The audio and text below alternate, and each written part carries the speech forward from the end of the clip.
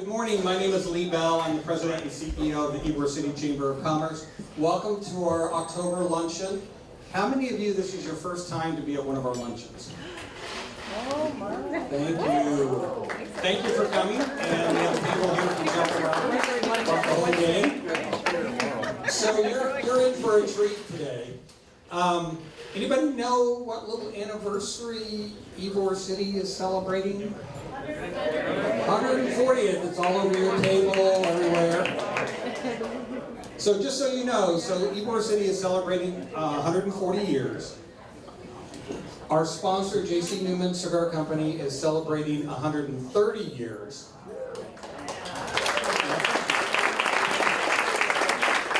The Columbia restaurant that you're sitting in right now is celebrating 120 years.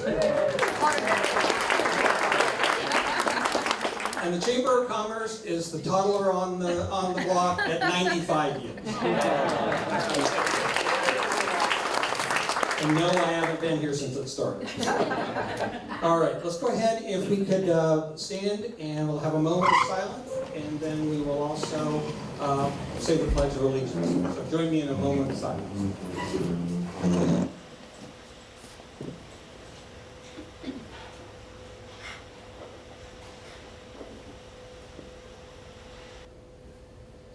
Join me in the pledge.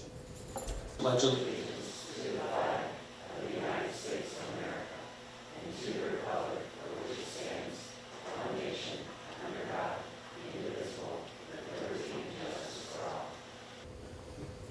Thank you. And now I'd like to call up Andrea William, the 5th generation owner of the Columbia restaurant. And she wasn't here 120 years ago either. No, I was not. Otherwise I look really, really good. But I would like to welcome everyone to our, I can't believe it's October, our October luncheon, and it'll be November before we all know it. We've already had such an exciting time in Ybor with the gala happening in September. For those of you that came, thank you for being there. It was truly a special, wonderful evening. We've had pumpkin patches in Ybor. We've got so much more exciting things coming. So I hope you all join us for all the exciting events, especially with the 140th anniversary upon us now, which is also awesome. I would like to ask my board members to stand and be recognized, please.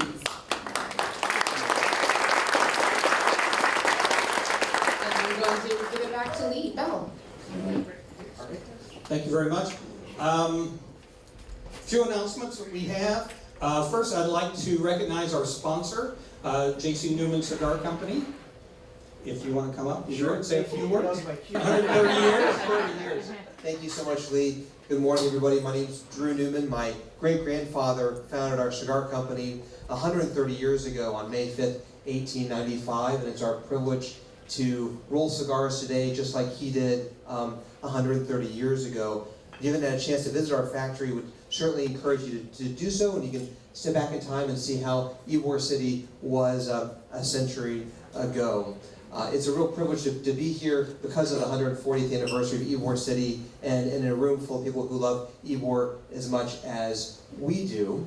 And the last thing I'll say is if any of you are into being scared or spooky things for Halloween, for the first time ever, we're turning our cigar factory into a haunted house this Thursday, Friday, and Saturday night. The basement of our factory is spooky on a normal day, and it's spookier at night, but there'll be some extra spookiness this Thursday and Friday and Saturday. Thank you very much, Lee, and hopefully here's to another 140 years for Ybor City. All right, quickly, we've got some announcements. We've got some things going on. Next Thursday, the 23rd, we have a ribbon cutting at Trinity Real Estate Group. You'll see information on here. The mayor will be our guest. For those of you that are chamber members, keeping the Halloween theme, next Thursday, October 23rd, we have a ghost tour that's done by Max Herman. And we've got a few tickets left, and that's at 6 to 8, and you can go on the website. On November 6th will be our Commerce and Coffee, and that's at Grassroots, which is here in Ybor. More information online. Next month, our luncheon is on Veterans Day, November 11th, and you're in for another history lesson. It is Bill Kuzmak, and he's a Navy veteran, graduate of the Naval Academy, and he's going to talk about the American Victory ship that is docked at our port. How many of you have ever been to the Victory Ship behind the aquarium? If you have not, he's going to talk about it, but it is an amazing ship to go on, tons of history, and the cool thing is they let you run all over the darn place. Great, I love that, very good. And then, believe it or not, it's that time of year again. We have our 79th annual Fiesta Day, which will be February 21st of 2026. We've kicked off our sponsorships. Thank you to the J.C. Newman for being our presenting sponsor again. We also opened registration yesterday for vendors. We've already had several applications already, so those will definitely sell out. And I hate to rush things again, but Rosalie, will you stand up? Rosalie Sims is our manager of the Visitor Center and Gift Shop. And we will have our annual open house on Thursday, December 4th. So make sure you go and do lots of shopping there. And also, there'll be 10% off the entire store. So it's a great chance to do that. Then also next week, and this is a really cool event that the Florida Institute of Political Leadership does. It's a free campaign school. So if you're thinking about running for office, thinking about doing any sort of leadership training, these flyers are on the side table. It's also on our website, and it's also on Facebook. But it is an evening event on October 22nd, 23rd, and it is an amazing event. They do this all over the state. Ours in our region is next week, and I took it last year. Amazing. It's free. That's my favorite four-letter F word. It's free. And you'll learn a lot, and it's a great opportunity. And when you look at the number of offices in the next year, there are several thousand offices that are going to be up for election. We've got one supervisor election. We were talking, where's Jerry? And there she is. And we've got an election on the 28th here in Tampa. So again, great opportunity. All right, let's go ahead and eat. My wife's like, send me a picture.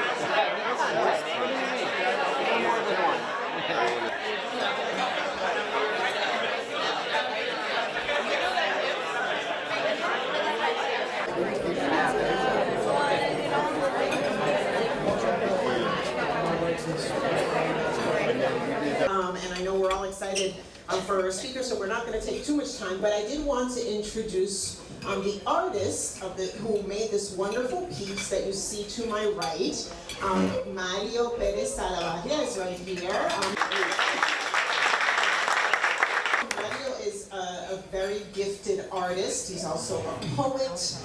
He's a really Renaissance man, right? But he serves as our assistant dean of students. So we are very privileged at Hillsborough College to have Mario on our staff, and he is so, I think, really honored to share his work with you. I just want to tell you briefly, this is part of a series that is entitled Open Doors to History, and it features urban landscapes that aim to explore, share, promote, and preserve the identity of Ybor City.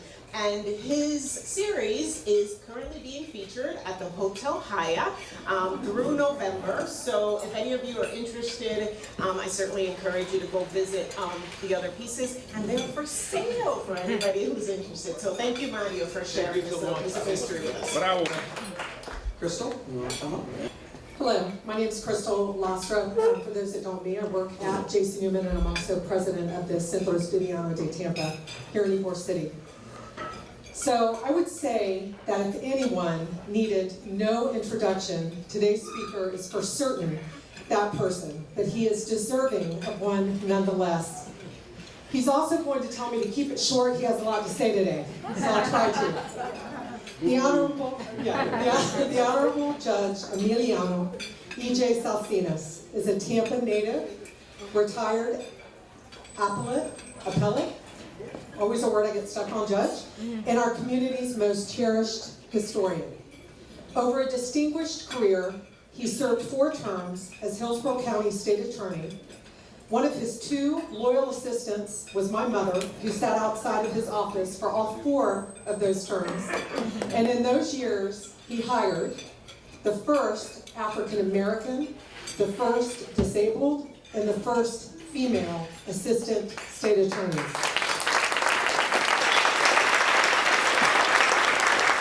He served 15 years on Florida's 2nd District Court of Appeal and was Florida's first special prosecutor for a statewide narcotics grand jury. He has shaped countless careers and professionally mentored more people than we have time to list today. If you know a Florida attorney who went to South Texas law, he sent them there. Beyond his career, Judge Salsinas has dedicated his life to preserving and sharing Tampa's history, especially the story of Ybor City in West Tampa, from which he hails. Judge Salsinas was knighted by King Juan Carlos of Spain into the Royal Order of Queen Isabella. We are all among royalty as well. A founder of the Tampa Bay History Center and a celebrated author and lecturer, his storytelling keeps alive the culture, heritage, and spirit of our immigrant community. We are honored to welcome him today as he reflects on the 140th anniversary of Ybor City's founding.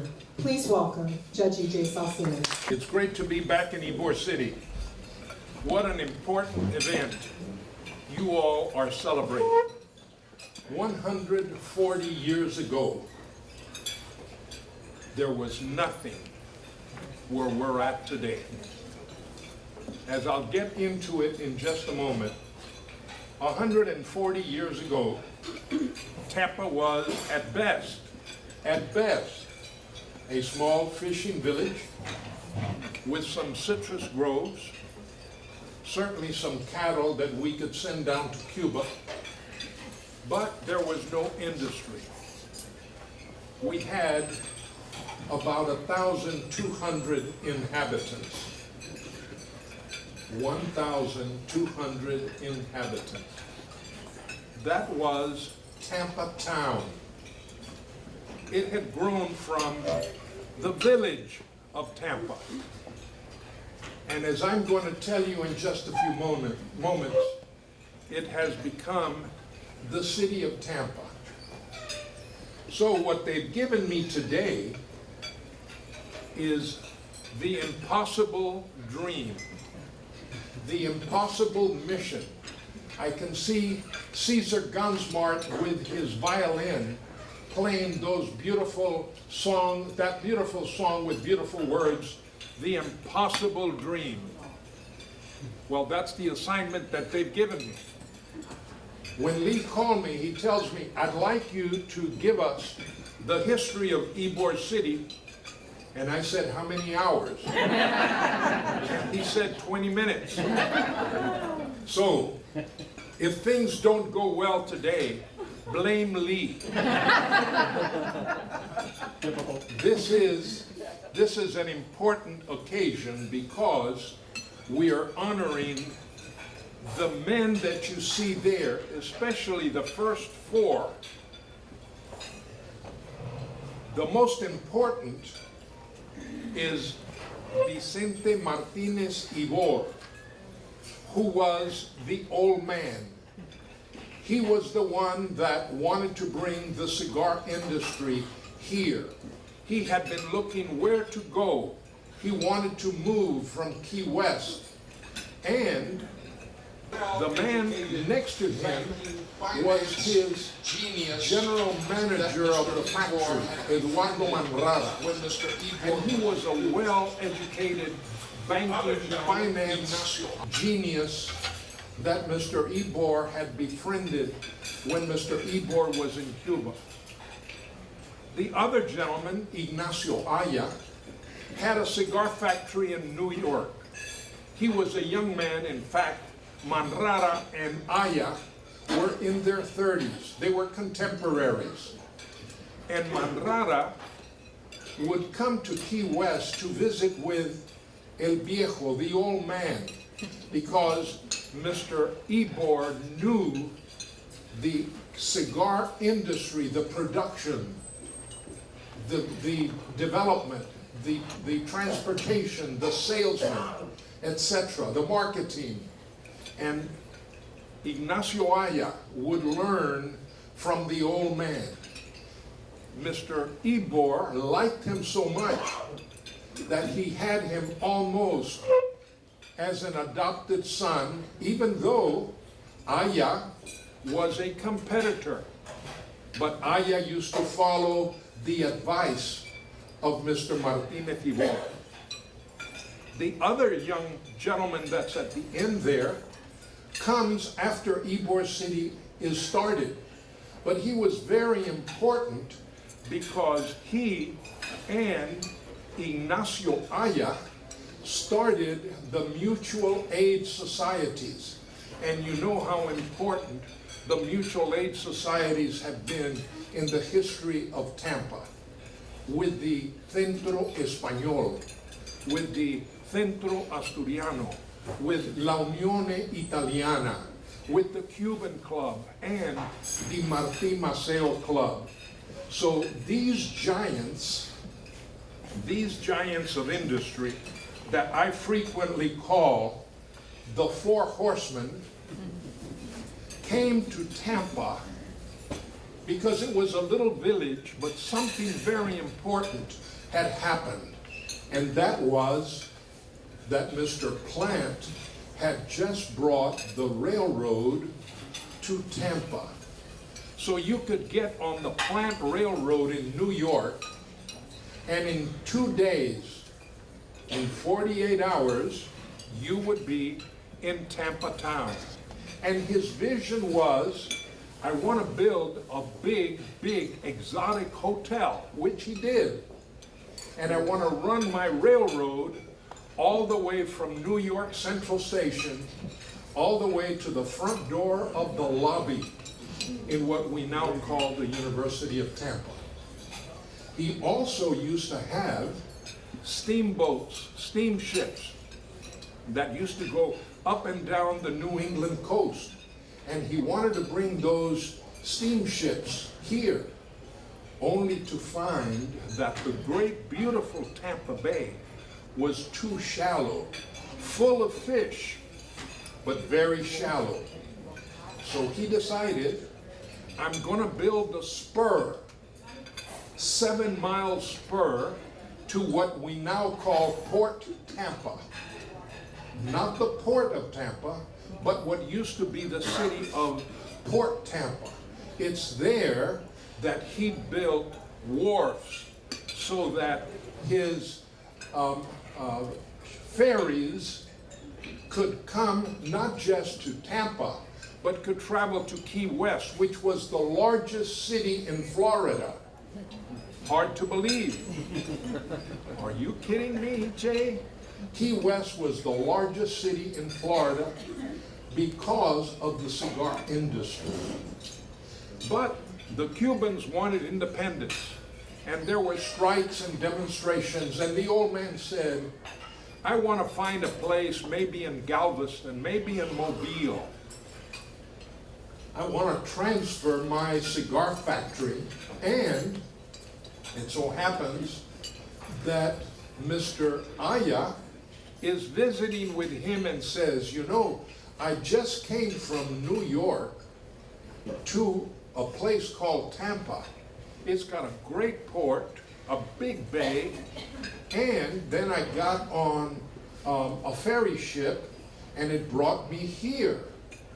So then Manrara speaks up and says, yes, I have been traveling, and instead of going to Cedar Key, they now have a train that takes me all the way to Tampa. Well, the old man heard so much, and who walks in? Gavino Gutierrez, who was a friend of theirs. He was a Spaniard like they were, and he was in the import-export business, had come with a dear friend looking for guavas, and they didn't find enough guava trees here, so they decided, let's go on the ferry ship down to Key West, and then we'll get a boat to bring us back to New York by boat. But Gavino Gutierrez walks in while they're talking about this little place called Tampa, and he convinces them, you guys need to see you guys need to see Tampa. I think you're going to be more impressed with Tampa than you're going to be with Galveston or with Mobile. So the four of them decided to come here. Well, Tampa had no streets, paved streets. There were sand streets. We had no sidewalks. Surely there were no automobiles because they weren't invented until after the old man and Mr. Plant had died. So how did you get around? You got around walking or by horse. Or you could rent a buggy with a horse, and they went to see the Chamber of Commerce. It wasn't called the Chamber then, but it was the Board of Trade.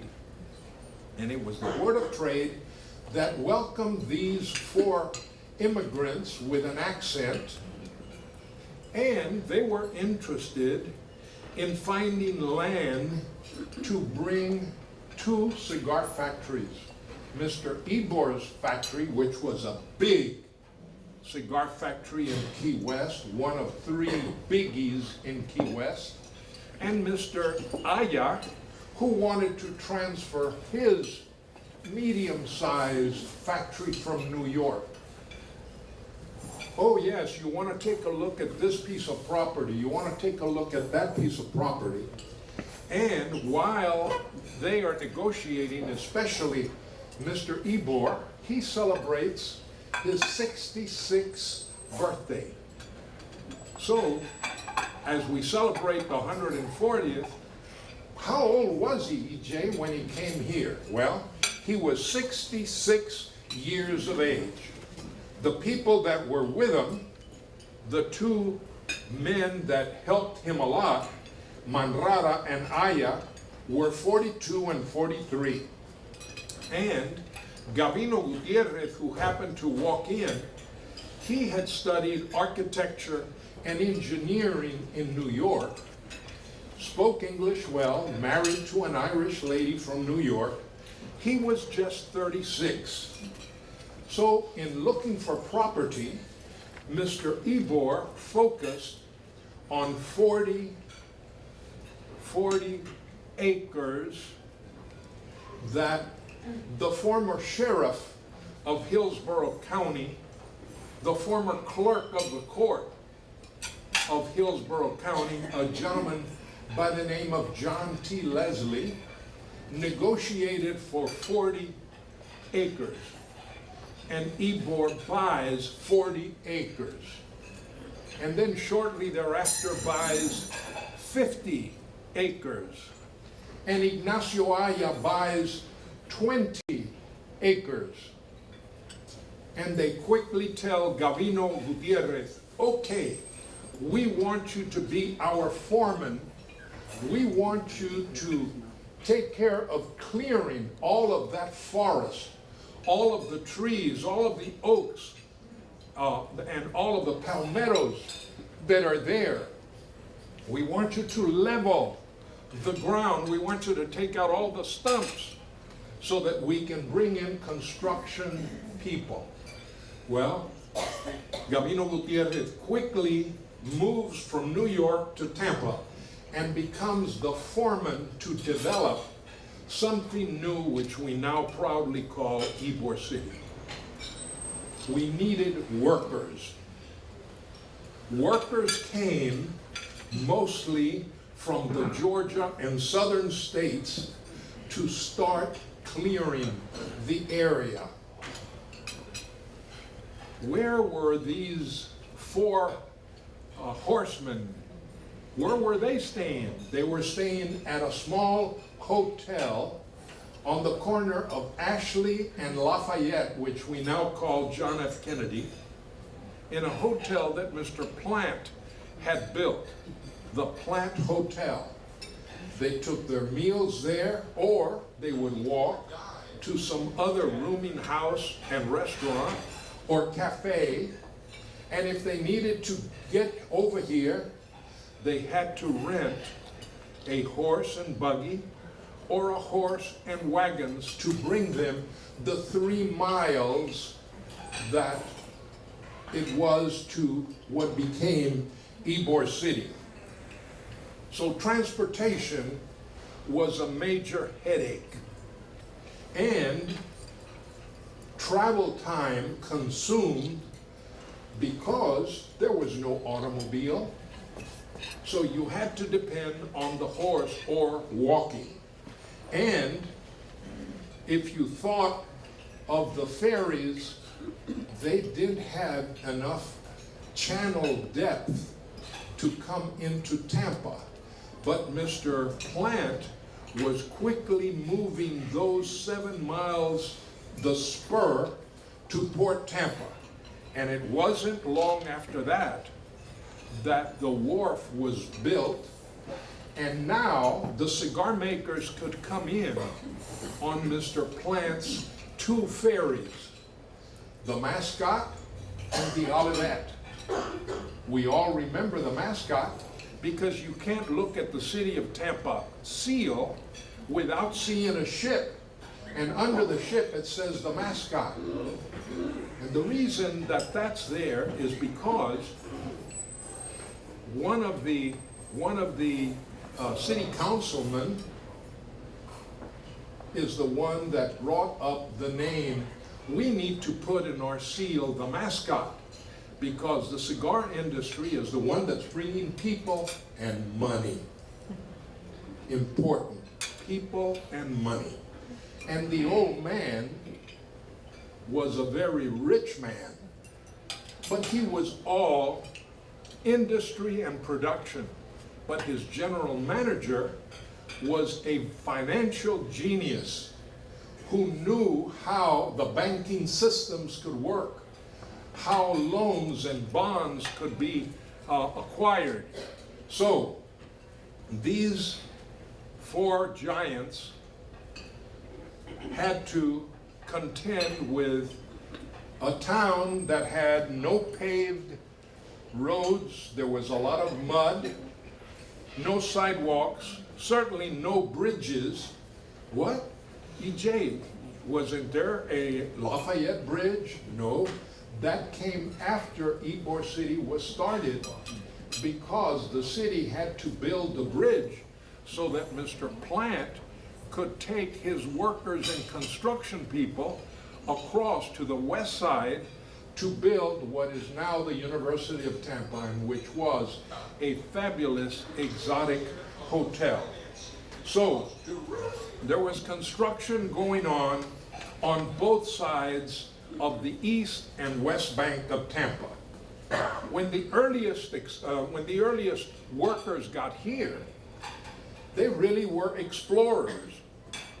They didn't know where they were going. They didn't know what they were going to find.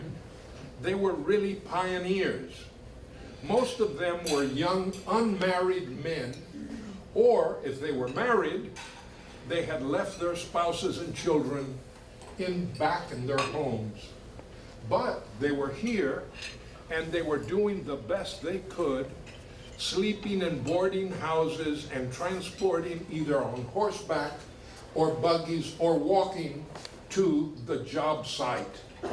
Here there was plentiful work and a lot of money to be made. But living conditions were rough and primitive. This really was a frontier town.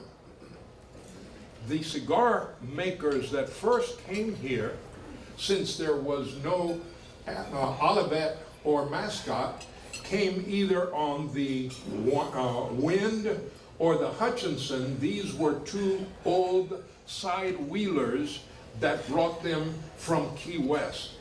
Construction was going on night and day. Dust and sand all over. But they needed to build cigar factories, certainly 2 cigar factories. The first cigar factory is this one right here. It doesn't exist anymore, but on the corner of 13th and 7th, there's a historical marker that says El Liceo Cubano. But before it was El Liceo Cubano, it was Mr. Ybor's first factory. And something terrible happened in Key West.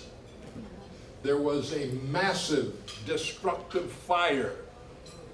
Many cigar factories were burned. Hundreds of homes were burned.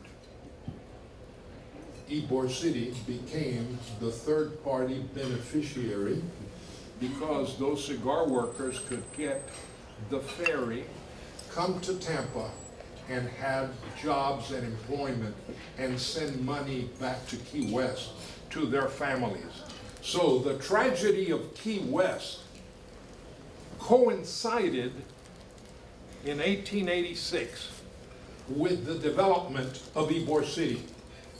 We needed cooks, we needed blacksmiths, we needed lumberers, we needed carpenters and roofers, we needed plumbers, we needed bricklayers, we needed brick masons, well diggers, because a lot of them depended on rainwater and collecting rainwater.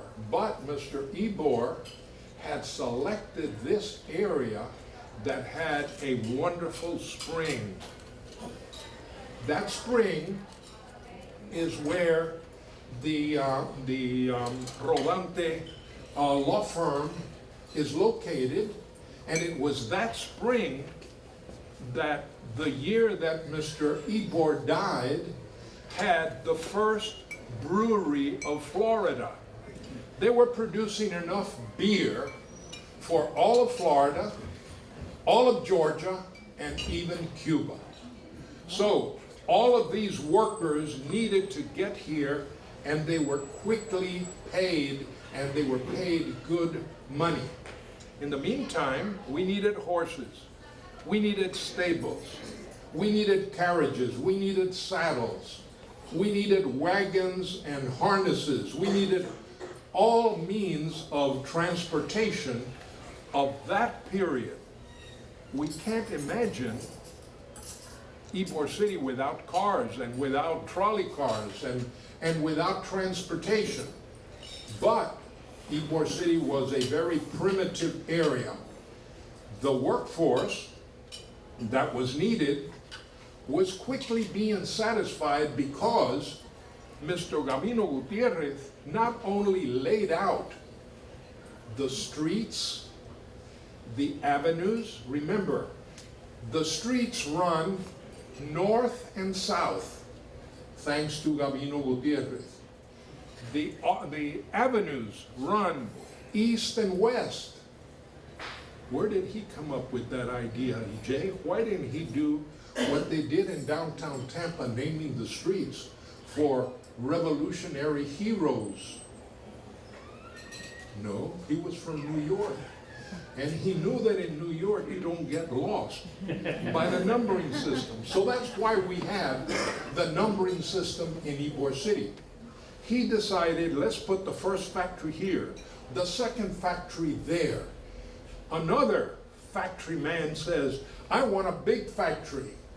And because of the fire in Key West, Mr. Ybor quickly changes his mind and says, I don't want any more wooden cigar factories.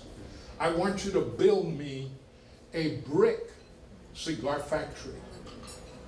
This is the famous picture of Jose Marti in front of the brick cigar factory that our friend the artist has brought us today. So beautiful. That was the first brick cigar factory in Tampa history, and it became the largest cigar factory in the country.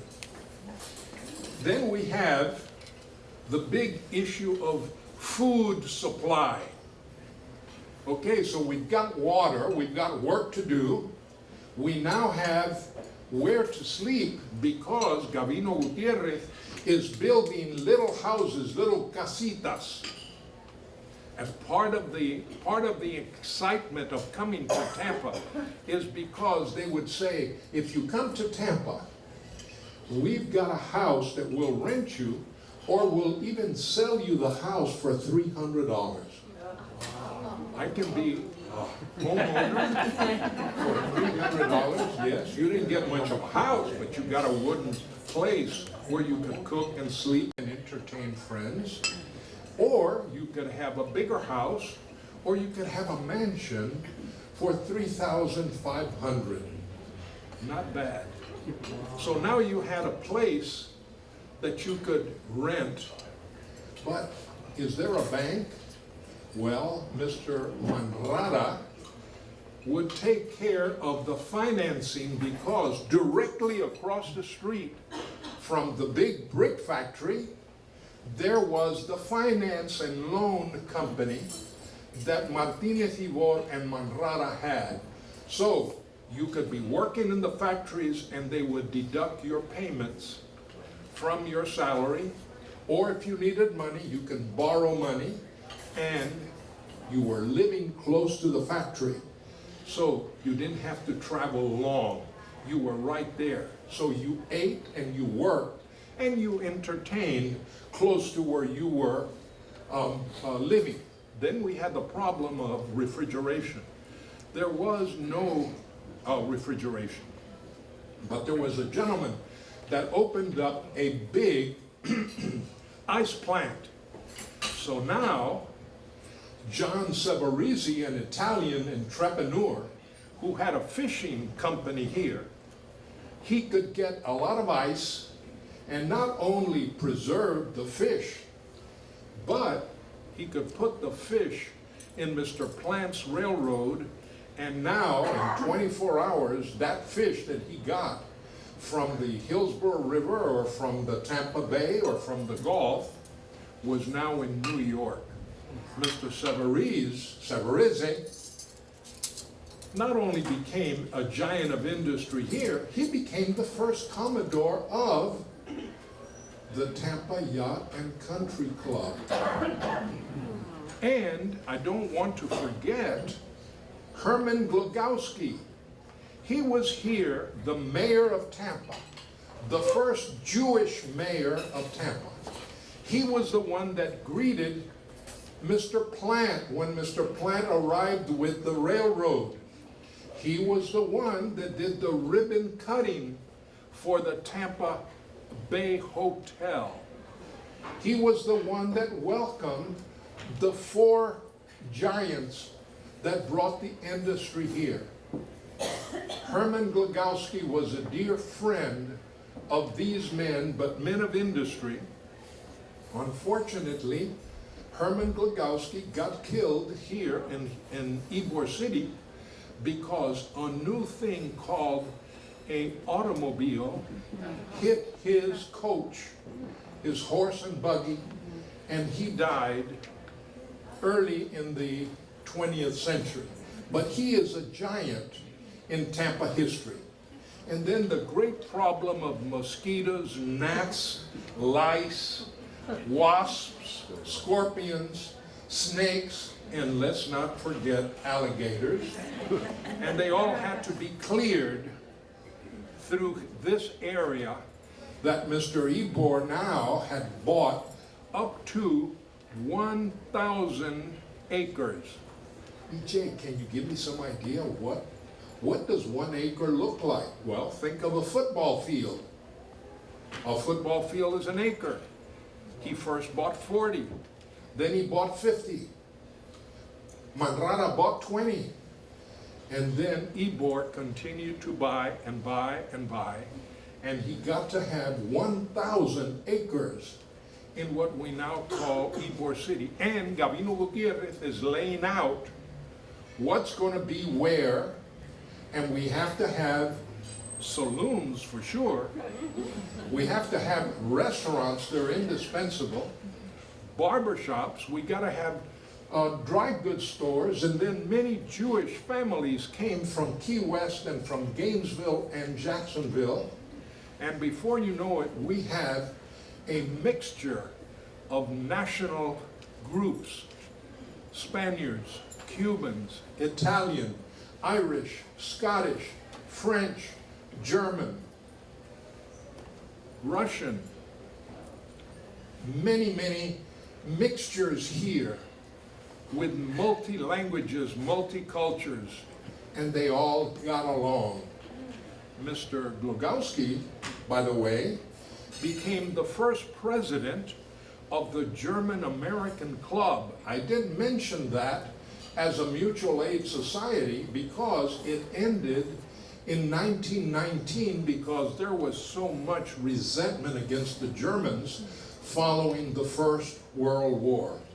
But the development of Mr. Plant in Port Tampa had a major impact on the growth of Ybor City. So we saw how things were developing quickly in Ybor City. Now we were having streets that were being paved, sidewalks that were being paved with lumber until a big rainstorm came along and then the lumber started jumping out and then they had to find something else to do.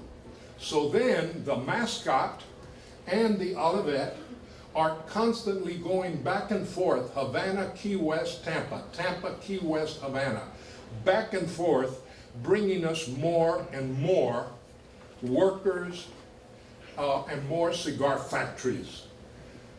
We got to the point where Tampa is now really developing and the little Bank of Tampa becomes the first national bank. And Mr. Manrara says, let's form another bank. And the Exchange National Bank is born and he is the president. And then there is a Tampa Gas Company. Tampa Gas. What do you do with gas? Well, it's going to light up, light up. What if that thing explodes? And then somebody invented the light bulb. What are we going to do with a light bulb? Well, there's going to be wires. Wires? That's dangerous. Well, before you knew it, we had gas lighting, and then we had electric lights. And then we had streetcars. And the streetcars could take you from Ybor City to downtown, over to West Tampa, once the Fortune Street Bridge was built. And then all the way to Ballast Point, which was a wonderful Sunday picnic location. Anyway, this area is really developing fast. And in Ybor City, Viva Cuba Libre is the big thing that the Cubans want, independence of their nation. And they invited a great speaker to come from New York to Ybor City. Jose Marti becomes the great hero. He came to Tampa more than 20 times. They organized, and the Marti War started in 1895. And in the meantime, the U.S. Supreme Court is debating whether or not separate but equal rights is the law of the land. And they come down with a decision called Plessy versus Ferguson.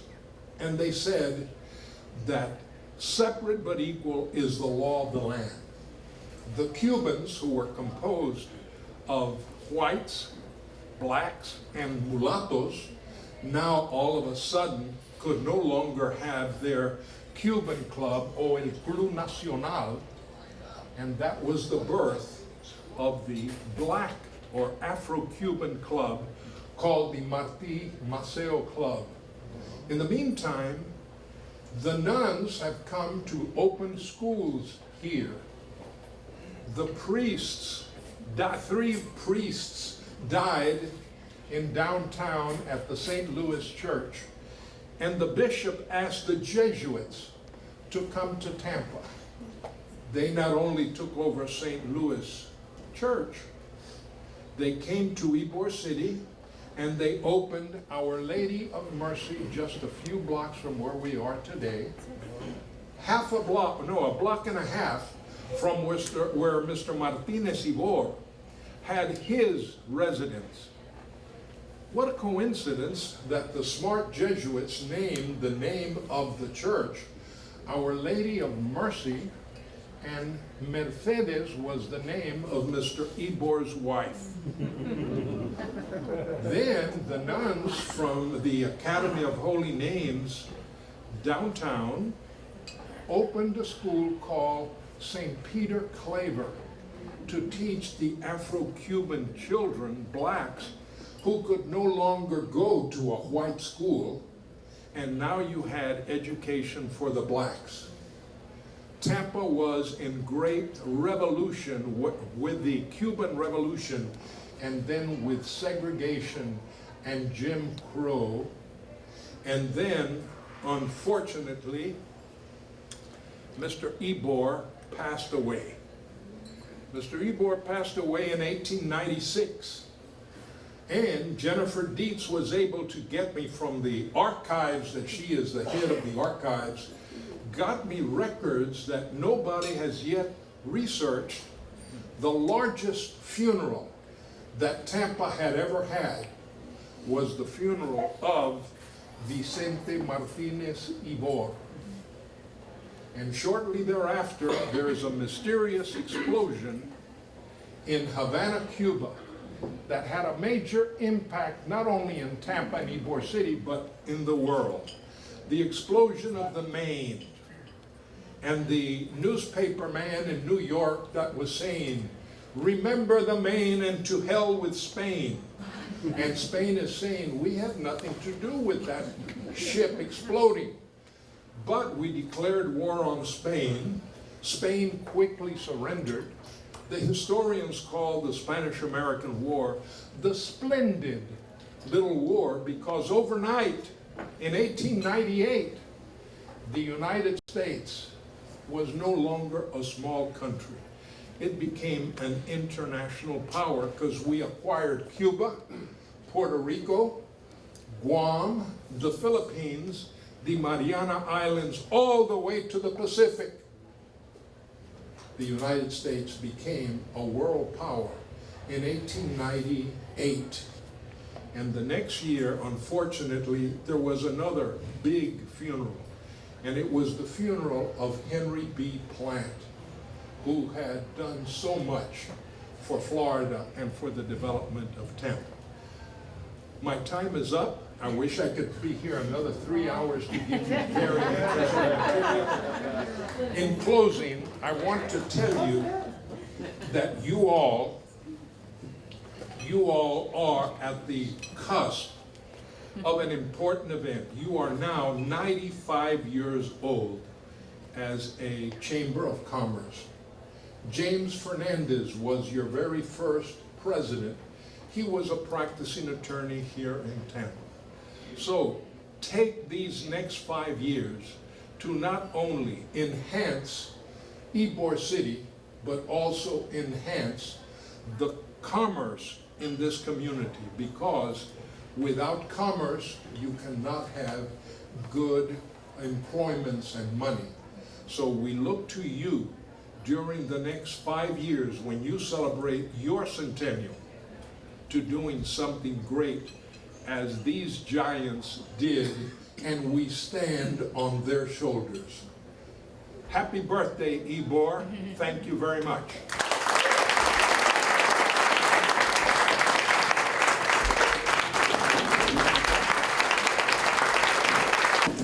All right, now there's going to be a test. Get out your pencils and paper. We'll do a quick test. Thank you, EJ. Thank you so much. As I sit here and listen to this, if you brought the door prize, please come up too, so we'll do the door prize real fast.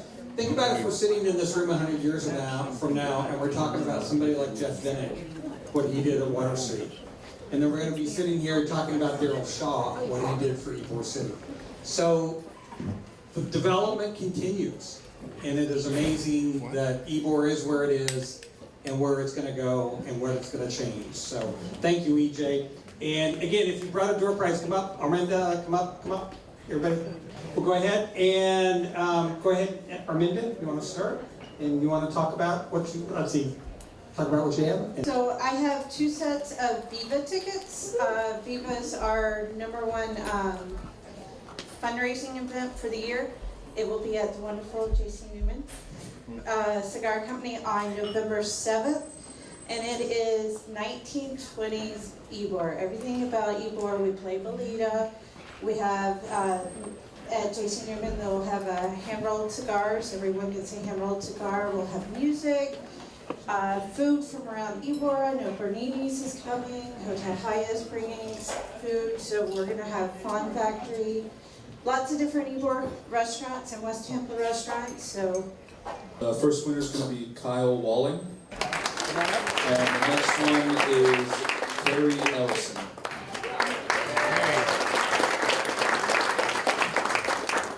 Okay, Tampa Bay Brewing Company, we are going to be giving away tickets to our Badass Beer Festival November 8th. Pardon the language. This year we've actually extended it. It's going to be breweries and distilleries as well, so a little bit more fun. All right, and the winner of that's going to be Kelly Hiro Nasano. Okay.